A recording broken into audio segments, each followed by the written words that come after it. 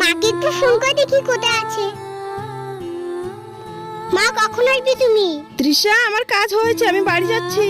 আচ্ছা, মা এখন আসবে, মায়ের জন্য জল তুলে রাখি।